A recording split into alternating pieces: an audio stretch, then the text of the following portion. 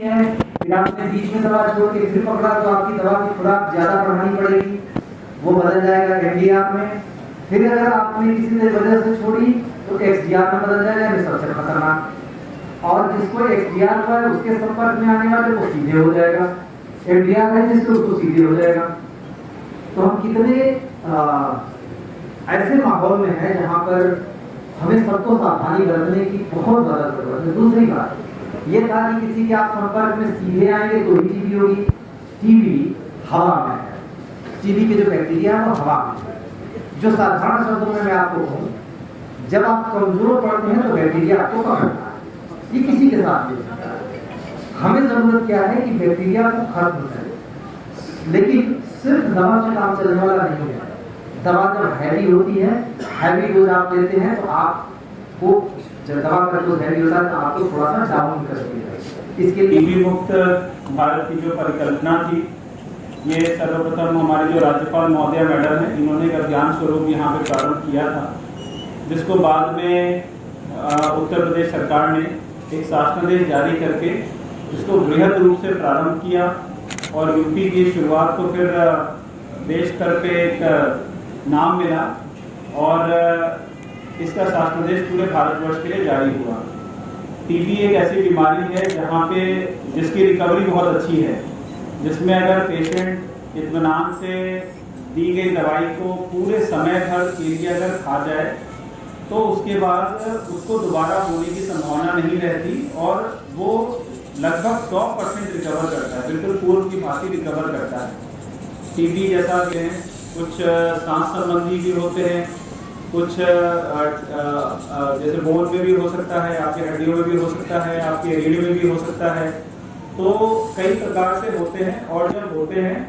तो और इसमें पेशेंट और पेशेंट का जो केयर टेकर होता है, जो रोगी है और जो रोगी के साथ उसका ख्याल रखने वाला जो व्यक्ति होता है, उसकी भूमिका बहुत अहम होती है और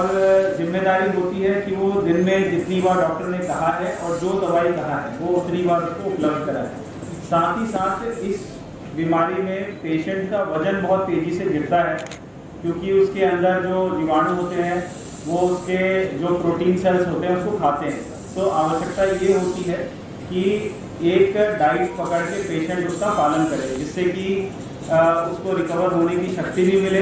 दवाइयाँ ऐसी होती है जिससे उसके अंदर शरीर के अंदर जैसे उसके पेट में दर्द और तमाम चीज़ें हो सकती हैं, तो अच्छा डाइट मिलने से ये सारी दिक्कतें नहीं आती हैं। तो इसी के तहत सरकार ने ये सोचा कि हर एक पेशेंट का उसके परिवार वाले तो ख्याल रखते ही रखते हैं, साथ में समाज को भी आगे आना चाहिए इस बीमारी में उसका ख्याल रखने के लिए। और ये एक मुहिम स्टार्ट करी है जिसको जिसके तहत आज हम लोग यहाँ उपस्थित हुए हैं। कुछ चीज़ें जिसमें प्रोटीन ज़्यादा होती हैं, जैसे मूंगफली हो गया और सोयाबड़ी हो गया, इस तरीके की कुछ चीज़ें एक साथ एक पोटली बना के उसका वितरण प्रत्येक माह करने के लिए पेशेंट को कहा गया है और गोद लेने के लिए प्रेरित करने के लिए लोगों को कहा गया है। तो आज लगभग हम लोग यहाँ पे 400 के आसपास पोटली का वितरण करेंगे और धीरे धीरे हमारा लक्ष्य ये है कि जितने भी पेशेंट के टीबी के पेशेंट आते हैं हमारे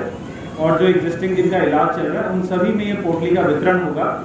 आप सभी के एक एक व्यक्ति हैं जिन्होंने आपको गोद लिया है, गोद लेना मतलब आपको अडॉप्ट किया है, और प्रत्येक माह जितनी देर तक ये दवाई चलती है, लगभग 6 महीने चलती है, जो ये 6 महीने जो आपको दवाई खानी है, तो 6 महीने ये आपको पहले 7 दिन में ये पोटली आपको उपलब्ध कराई जाएगी प्रत्येक महीने। तो मेरा आप सभी से ये निवेदन भी होगा कि आज आप लोग यहाँ से जाने के पहले किस व्यक्ति ने आपको ये दिया है, जिसे बांट हम रहे हैं लेकिन किसी ने इसको स्पॉन्सर किया है, कुछ हमारे डॉक्टर साहब हैं, कुछ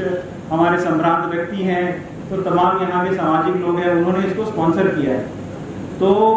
उनके नाम भी आप जान लें, जिससे कि आप उनको पर्सनली अगर धन्यवाद करना चाहें तो उनको धन्यवाद भी करें और साथ ही साथ अगले महीने उनको एक बार आप याद भी दिला दें, जिससे कि वो आपको समय उपलब्ध हो जाए। तो ये व्यवस्था आपके लिए बनाई गई है। साथ ही साथ मुझे बताते बहुत खुशी है कि आपकी इस मदद के लिए